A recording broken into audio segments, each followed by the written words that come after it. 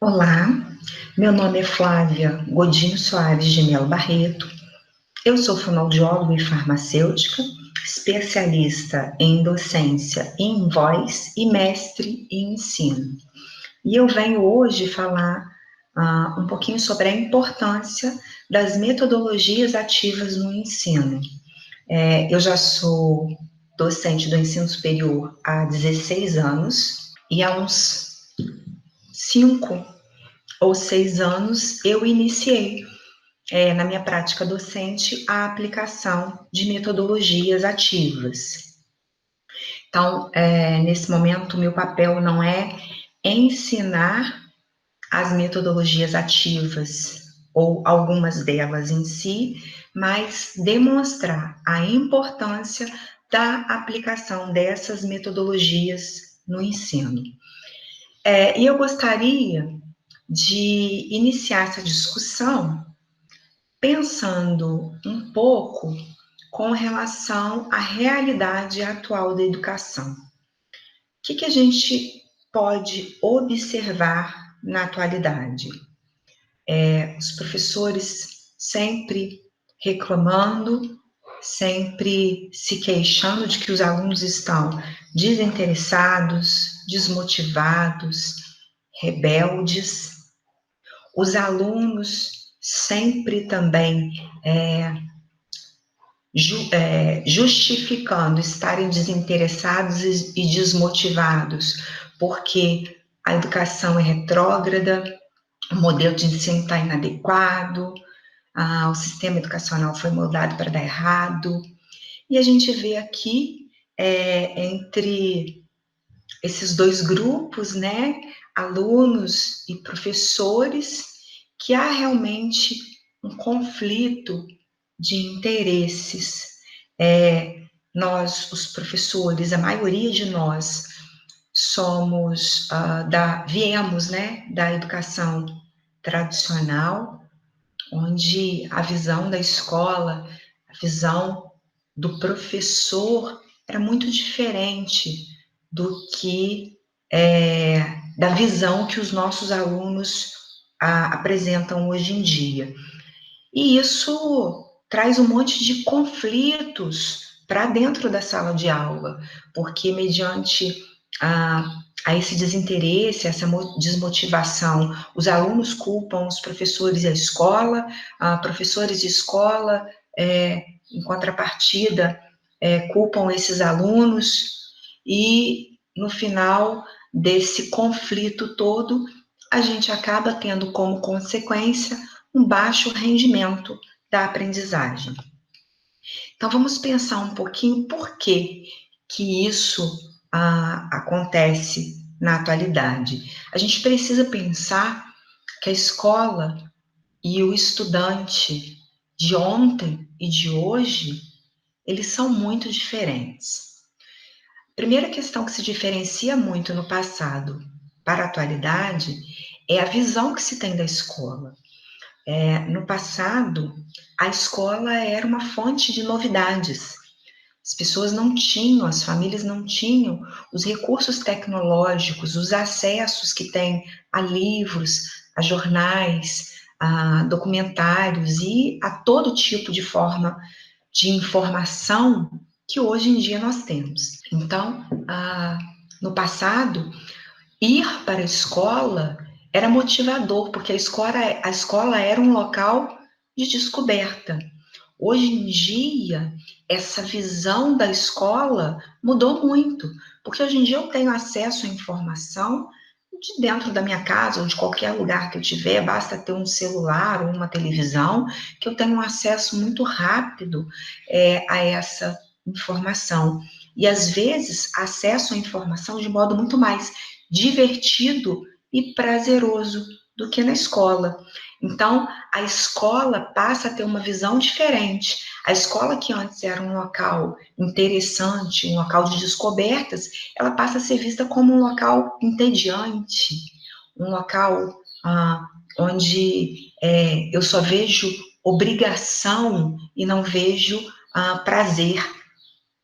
E isso repercute, claro, em todo o processo de aprendizagem desses alunos. Junto com essa visão da escola, muda também a visão do professor, que a gente sabe, o professor, ele, na educação tradicionalista, ele é o foco, ele é o centro do processo de ensino, ele é a autoridade máxima, ele não pode ser contestado. Atualmente isso mudou muito, né? Muitos professores estranham, inclusive, a nova postura dos alunos, mediante a figura do professor, mas essa questão da figura do professor, ela se modificou muito também, porque o papel social do aluno mudou. No passado, o aluno, ele era considerado como uma folha em branco, a criança era uma folha em branco, e cabia ao professor e à família preencher as linhas desse livro em branco, apresentar conceitos e informações para esse indivíduo, e hoje em dia a gente já tem o conhecimento de que isso não é bem assim, a criança tem sim um papel social, hoje em dia isso reflete na dinâmica das famílias, isso reflete em vários aspectos sociais e, consequentemente, reflete também na escola. Então, veja bem, com toda essa mudança, a mudança em relação à visão da escola, a visão do professor, o papel social do aluno e da criança, isso faz com que aquele ensino de ontem ou do passado, não que era talvez adequado, e o meu momento aqui não é pensar no passado, mas pensar no hoje, mas esse ensino que foi adequado, ou que talvez por alguns foi considerado adequado, ele já não se enquadra tão bem mais, ele já não atende tão adequadamente mais os alunos de hoje. E aí, muitas vezes, essa escola, ela se depara com essa dicotomia aqui entre sonho e realidade, né? E aí os professores e a escola vivem naquele sonho de alunos interessados, motivados, que querem aprender, que correm atrás da sua aprendizagem, e muitas vezes o que a gente encontra na sala de aula não é esse sonho de aluno, mas um aluno às vezes sem atenção, um aluno cansado, um aluno desmotivado, um aluno desestimulado mesmo para a aprendizagem. O que a gente precisa então ter em mente aqui? Que o mundo mudou, os alunos também, e a escola? A escola acompanhou essa mudança? É urgente mudar. E para mudar e para entender as metodologias ativas de aprendizagem, que hoje se adequam de um modo melhor aos nossos alunos, aos alunos da atualidade, é preciso a gente compreender o processo de aprendizagem pela ótica da neurociência. Então, vamos pensar um pouquinho nesse processo de aprendizagem. Primeira coisa que o processo de aprendizagem, ele é um evento neurobiológico. Para haver aprendizagem, tem que haver mudança, tem que haver modificação neural. Ele é um processo biológico que acontece ao longo da vida do indivíduo. Agora, o que eu preciso? Quais são os requisitos para eu aprender? A primeira coisa que eu preciso é ter uma boa percepção, a capacidade de planejamento, organização e inibição. Muito bem.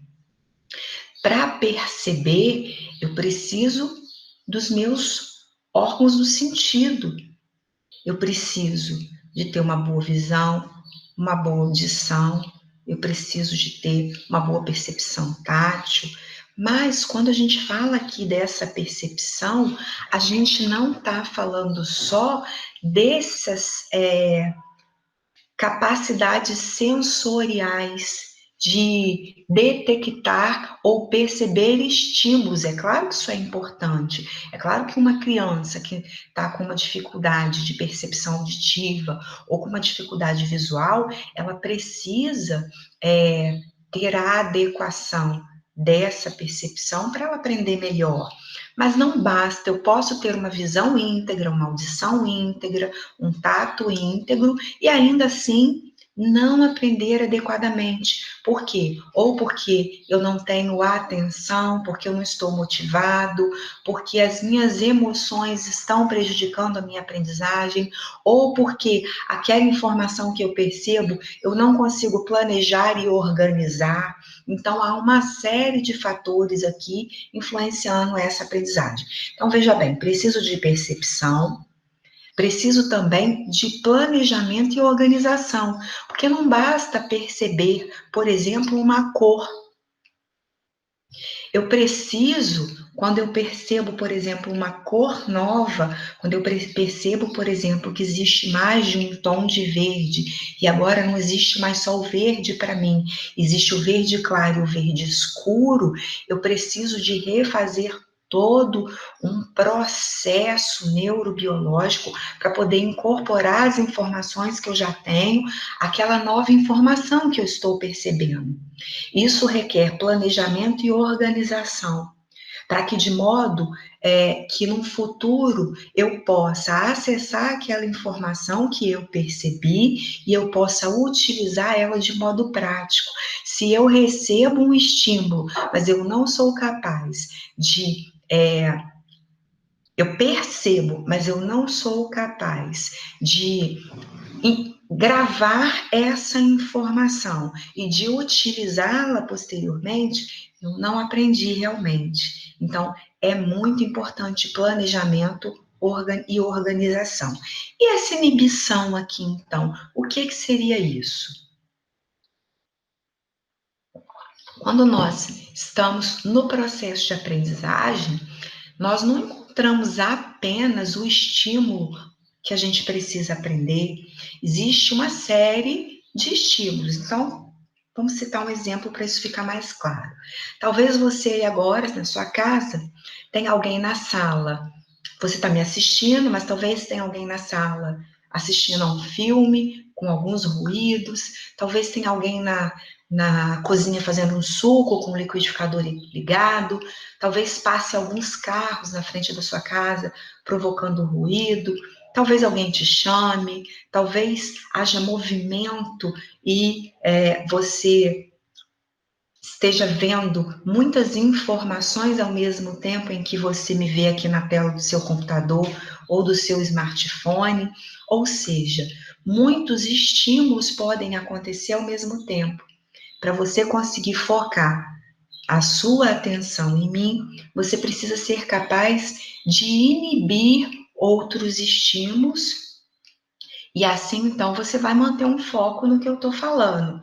Talvez você, em algum momento, sinta fome, você se interesse por algum outro estímulo fora daqui, ou você tenha um impulso de se levantar e esticar o corpo, e você, muitas vezes, inibe esses estímulos para quê? Para que você se mantenha atento e possa escutar e compreender aquilo que eu estou te apresentando.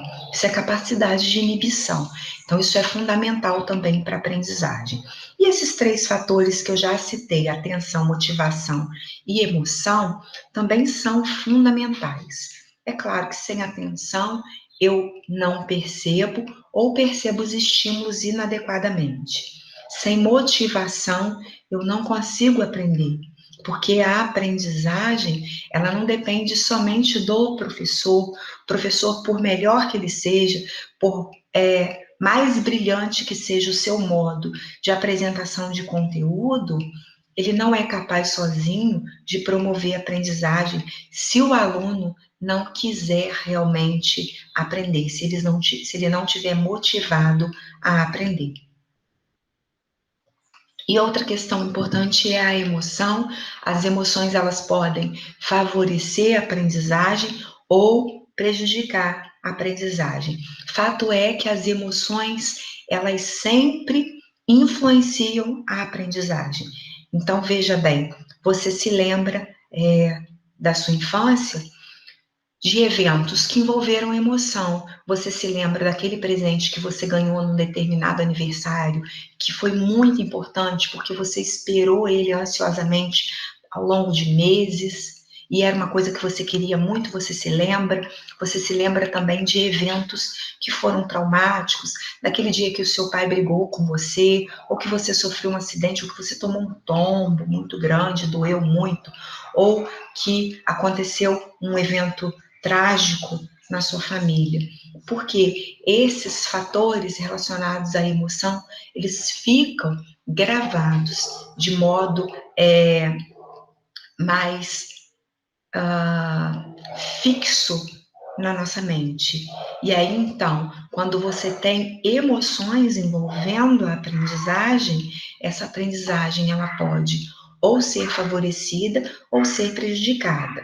Então, as emoções positivas vão favorecer a aprendizagem de um modo mais adequado e algumas emoções negativas podem prejudicar. Então, por exemplo, se um aluno está na sala de aula com medo, preocupado, é muito fácil ele não conseguir manter sua atenção, porque a atenção dele está em outras questões que não o que está sendo trabalhado ali na sala de aula.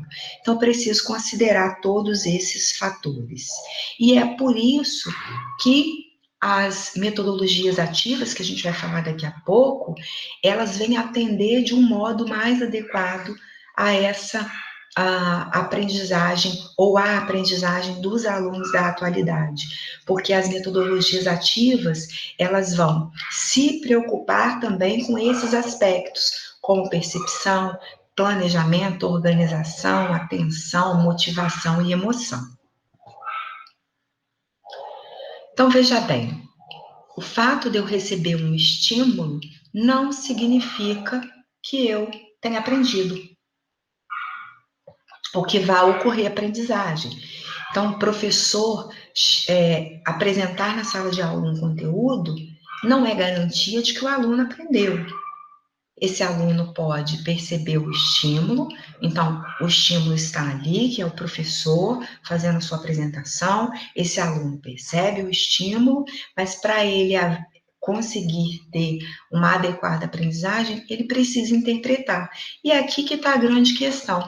O aluno pode interpretar inúmeras coisas de um mesmo estímulo. Então, veja bem, se você está na sala de aula apresentando alguns conceitos matemáticos, aquele aluno que gosta de matemática, de cálculos, ele pode estar super motivado e ele está interpretando aquele conceito que você apresenta do modo que você gostaria que ele interpretasse. Talvez aquele aluno que tem uma menor habilidade ou interesse para os cálculos, ele esteja apenas interpretando que aquela aula é muito chata, de que ele não gosta definitivamente de cálculos. Então, essa interpretação, ela também envolve muitos aspectos pessoais, fatores que não estão somente relacionados à escola. Então, é por isso que essa metodologia tradicional, ela, em algumas circunstâncias, não garante a aprendizagem que o professor gostaria. Por quê? Porque a percepção, ela não é o ponto de chegada da aprendizagem, ela é só o ponto inicial. Depois dessa percepção, há a necessidade de haver uma interpretação. E essa interpretação, ela é pessoal. Então, além dessas interpretações, eu preciso, além de considerar que a interpretação é pessoal, eu preciso considerar que essas interpretações também estão relacionadas às minhas emoções. E aqui eu trouxe algumas delas: a vontade, os anseios e os desejos. Então, essas emoções, elas determinam o meu comportamento. Então, se eu desejo agora ir ao banheiro e eu me sinto muito apertado, eu tenho uma necessidade urgente de ir ao banheiro, muito provavelmente eu não vou conseguir me concentrar no que está sendo falado. E isso, então, determina o meu comportamento e a minha ação. Então, eu começo a ficar inquieto, eu começo a me preocupar, me contorcer na cadeira, e a minha atenção, ela não está mais no professor ou no conteúdo que eu estou tentando aprender, porque agora as minhas ações e os meus pensamentos se voltam para aquela necessidade que é a de ir ao banheiro. Então, para poder promover a aprendizagem, eu citei um exemplo simples, que foi a necessidade de ir ao banheiro, mas poderiam ser exemplos diversos. O que é aqui necessário entender é que para ter uma aprendizagem eficaz, ou para ter realmente a aprendizagem, eu preciso também que esse ambiente de aprendizagem favoreça as ações, aos comportamentos e às emoções, de modo a favorecer a aprendizagem e não prejudicar essa aprendizagem. A gente precisa considerar que nem toda ação é resultado de uma reflexão consciente e que muitas vezes nós somos motivados por ideias abstratas, regras ou tarefas. Então, a gente precisa considerar que a aprendizagem envolve muito mais do que só uma apresentação de conteúdo. Às vezes o aluno ele até quer prestar atenção, ele até quer estar atento à aula, mas às vezes um problema que ele viveu essa semana não permite e é inconsciente. Ele tenta se concentrar, mas a mente dele volta os pensamentos dele novamente para aquele problema que o está angustiando tanto. Então, eu preciso considerar todos esses aspectos. E você poderia falar, Flávia, mas eu não tenho como impedir que aconteça o problema com ele, e eu não tenho como fazer com que ele esteja atento. E realmente, não há um mecanismo, um botão que você acione para que esse menino, de repente, ou esse adulto, ou esse adolescente, ele esteja completamente atento e motivado para a aula. Mas você pode motivar esse aluno, estimular esse aluno, de modo a favorecer essa aprendizagem. Então, qual é o objetivo aqui? Buscar uma aprendizagem eficaz. E ela vai depender de aspectos relacionados ao ambiente escolar, como a natureza do currículo, sim, a capacidade do professor, os métodos de ensino, o contexto de sala de aula e depende de fatores externos. E é claro que muitos desses fatores nós não conseguimos modificar. Mas, por exemplo, o contexto da sala de aula, o método de ensino e a capacidade do professor, tudo isso está dentro das minhas possibilidades de atuação. Então, esses são fatores que eu posso, ou aos quais eu posso intervir. Então, as metodologias de ensino, elas vêm justamente trazer novos métodos de ensino, modificar esse contexto de sala de aula e até mesmo o modo de atuação desse professor, e desse modo tentando promover essa aprendizagem mais eficaz. Então, qual é o princípio de aprendizagem das metodologias ativas? É que a aprendizagem a vida é um processo de aprendizagem. Nós aprendemos o tempo todo, desde o momento em que nascemos. A aprendizagem, ela se dá por transmissão de informações, sim, e essa é uma forma importante de aprendizagem, mas a aprendizagem por questionamentos e experimentação, ela é mais profunda e ampla, porque ela envolve uma participação muito mais ativa do aprendiz. Então, a gente precisa considerar aqui que os processos de aprendizagem, eles são múltiplos. Então, a aprendizagem, ela não se dá de um modo único e exclusivo. O sujeito pode aprender por inúmeras formas, e esse processo de aprendizagem, ele é contínuo. Existem modos híbridos de aprendizagem, existem processos de aprendizagens formais e informais, então nós poderíamos considerar lá a aprendizagem em sala de aula, o método formal, mas esse aluno não aprende só lá, quando ele conta pedrinhas lá no fundo do quintal da casa dele, é um método informal, mas ele está reforçando a aprendizagem de cálculos dele. Esse método de aprendizagem também, esse processo de aprendizagem também pode ocorrer de modo organizado, ou pode acontecer de modo aberto, de modo livre, né? Como acontece nos ambientes informais, e ele pode ser intencional ou pode ser até mesmo não intencional. Então, agora falaremos sobre metodologias ativas. Não gosto muito de apresentar textos, mas achei esse fragmento de texto fundamental para contextualizar a importância das metodologias ativas.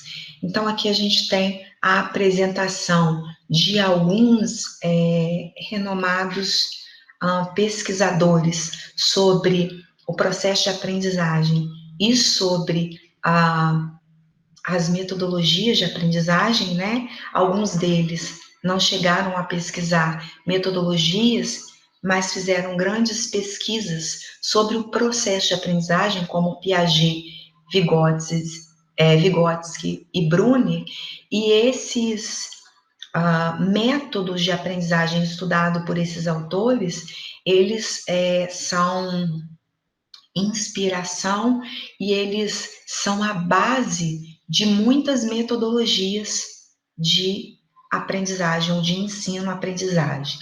Então, esses autores aqui, entre tantos outros, e de forma diferente, têm mostrado como cada pessoa aprende de forma ativa.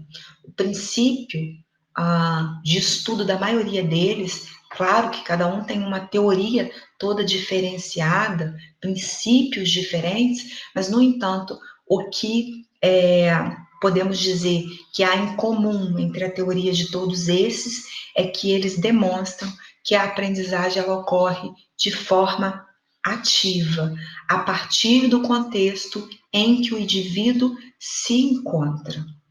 E isso acontece a partir do que lhe é significativo e relevante. Por isso que o aluno precisa estar motivado. Se ele não vê, por exemplo, importância em estudar e aprender um determinado assunto, muito provavelmente a aprendizagem daquele assunto não vai ser adequada, porque para ele aprender, ele precisa ver importância, relevância naquilo que lhe é proposto a aprender. Então, esses autores também acabam por questionar o modelo de transmissão e avaliação uniforme de informações para todos os alunos, porque entende-se que a aprendizagem é de forma ativa, que a aprendizagem depende de um contexto que é individual, que é diferente para cada aluno, depende do que é significativo, e o que é significativo também é muito individual, porque o que é significativo para mim não necessariamente é significativo para você. Então, por conta dessa compreensão, esses acabam questionando o modelo de transmissão como forma universal. Veja bem, não estou dizendo aqui que a transmissão de informação não é eficaz ou que não há alunos que aprendam dessa forma, não. Há alunos que aprendem, sim, através desse método de transmissão de informação. O que eu estou querendo demonstrar com esse texto é que esta não pode ser a única forma de ensino-aprendizagem, porque os indivíduos que aprendem, eles são únicos, eles possuem singularidades, então isso precisa ser considerado no processo de ensino. Então, com relação a metodologias ativas, a gente precisa dar ênfase na palavra ativa, porque quando eu penso em metodologia ativa, se a metodologia é ativa, significa que o aluno tem que estar ativo no processo de aprendizagem. Então, eu não tenho mais aquela ideia de sala de aula, onde o professor é o foco do ensino, ele tem o conhecimento, ele transmite para o aluno e o aluno apenas recebe a informação. Não, aqui não mais. O foco é a palavra ativa. Então, se a metodologia é ativa, o aluno precisa ser ativo, ele precisa buscar o conhecimento.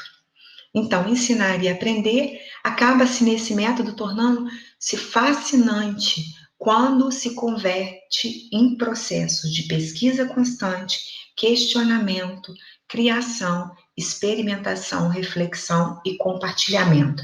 Então, veja aqui, todos esses processos, eles requerem uma participação ativa do aluno. A pesquisa constante é quem? A pesquisa que o aluno faz para poder enriquecer os seus conhecimentos, para aprender de modo mais significativo.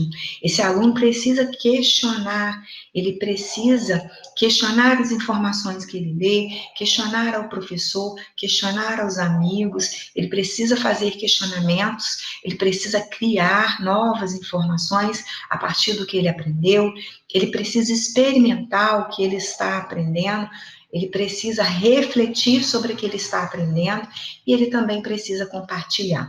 Então, esses processos todos, eles vão justamente ser a base de muitos métodos de metodologia ativa que a gente vai comentar mais à frente. Então, o que é a sala de aula ativa? A gente pode dizer que ela é um espaço privilegiado, onde estudantes e professores aprendem a partir de situações concretas, desafios, jogos, experiências, problemas e projetos. Então, aqui a gente não tem mais aquele aluno sentado na sala de aula esperando o conhecimento chegar até ele. A gente tem alunos que partem para a ação, alunos que vão experimentar e viver situações concretas, enfrentar desafios, participar de jogos e experimentar, resolver problemas e montar projetos. Esses são também fundamentos de muitas propostas de metodologias ativas. E é claro, na metodologia ativa, o foco deve estar no aluno. Então, elas dão ênfase ao papel protagonista do aluno. O professor aqui sai do papel de protagonista e o aluno assume esse papel. Então, ele precisa estar envolvido. Então, ele é protagonista e ele tem que estar envolvido, ele tem que participar e refletir em todas as etapas do processo, experimentando, desenhando, criando, isso tudo com a orientação do professor. O professor vai ser a direção, o professor vai dar direcionamento para esse aluno, o professor vai também estimular esse aluno cada vez participar de modo mais ativo, o professor vai sugerir reflexões e o tempo todo ele vai acompanhar esse aluno para que esse aluno esteja cada vez mais envolvidos com o próprio processo de aprendizagem. Então, o que são essas metodologias? Elas são diretrizes que vão orientar os processos de ensino-aprendizagem e que se concretizam em estratégias. Então, a gente tem aqui, no concreto, estratégias, abordagens e técnicas específicas e direcionadas. São muitas as técnicas de metodologia, não vamos ter tempo de estudar essas técnicas aqui, vou apenas citar algumas delas um pouquinho mais adiante. Em todos os níveis, é importante que o professor esteja atento, porque em todos os níveis da aprendizagem há e deve haver orientação e supervisão do professor.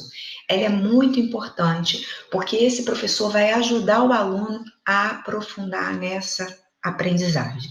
Mas a construção é individual e ela é de responsabilidade de cada um. Por isso, a gente falou aqui atrás que é tão importante que o aluno faça reflexões, que esse aluno seja reflexivo, porque ele precisa compreender as suas habilidades, as suas fragilidades, onde ele poderia ter se desenvolvido mais, para que ele mesmo possa não só desenvolver cada vez mais suas habilidades, mas compensar também as suas fragilidades. Isso só vai ser possível a partir do momento que ele reflete e ele começa a se conhecer de modo mais preciso. O aluno também tem que ter ciência que essa aprendizagem ela vai acontecer o tempo todo, não só na escola, mas em demais espaços e em todo o tempo. E o papel do professor é de ser orientador, tutor desses alunos, seja em atividades individuais, seja em atividades em grupos. Aqui eu trouxe alguns exemplos de metodologias ativas, algumas você já deve ter ouvido falar, ou talvez até aplique em sua sala de aula. Nós temos a sala de aula invertida, o AB ou o TBL, que é aprendizagem baseada em equipes de alto desempenho. Existem também os portfólios, que são muito comuns, aulas expositivas dialogada, onde o professor até faz sim uma exposição, mas essa exposição precisa ser o tempo todo dialogada com os alunos participam ativamente dessa aula expositiva. Temos também aprendizagem baseada em projeto, que também já vem sendo divulgada há bastante tempo, a possibilidade de elaboração de mapas mentais, seminários, ensino baseado em simulação e muitas outras metodologias ativas.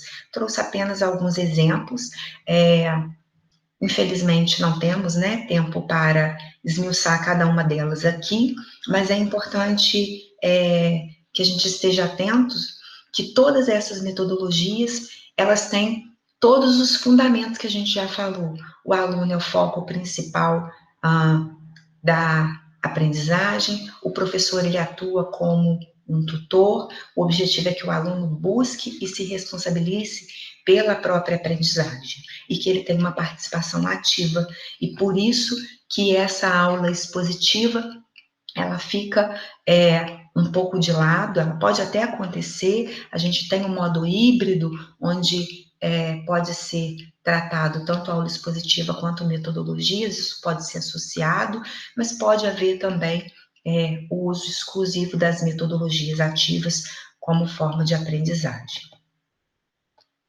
O que é o mais importante em tudo que foi falado até aqui?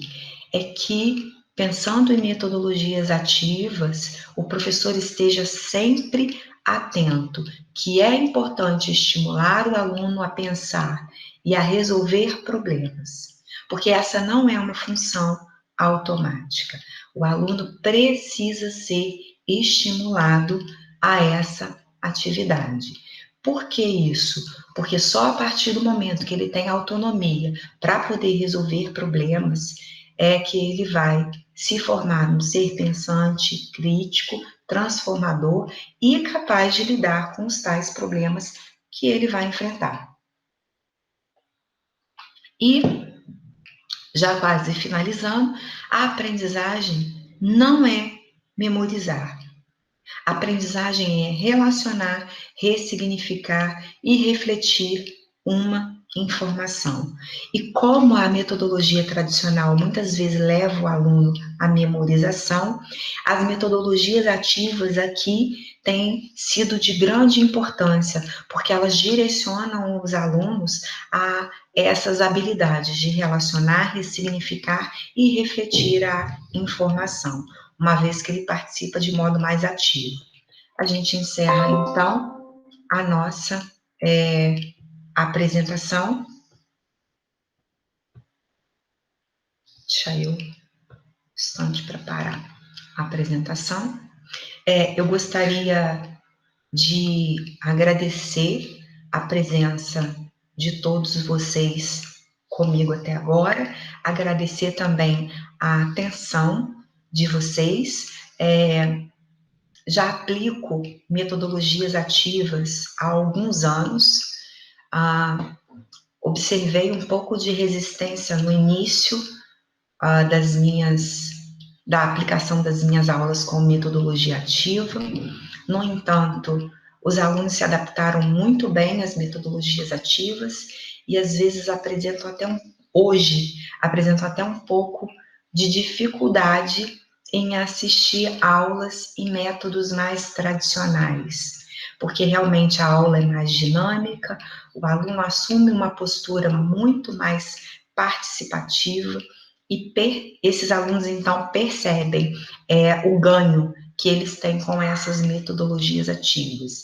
As metodologias ativas então são excelentes, permitem um resultado muito bom, mas elas precisam ser planejadas conforme o perfil da turma, o número de alunos e até mesmo os recursos disponíveis na instituição. Existem inúmeras metodologias que podem ser utilizadas, muitas delas permitem adaptações e, desse modo, facilita a aplicação dessas metodologias. Eu espero ter contribuído um pouco com você sobre esse assunto e, mais uma vez, muito obrigada por sua atenção. Até uma próxima oportunidade.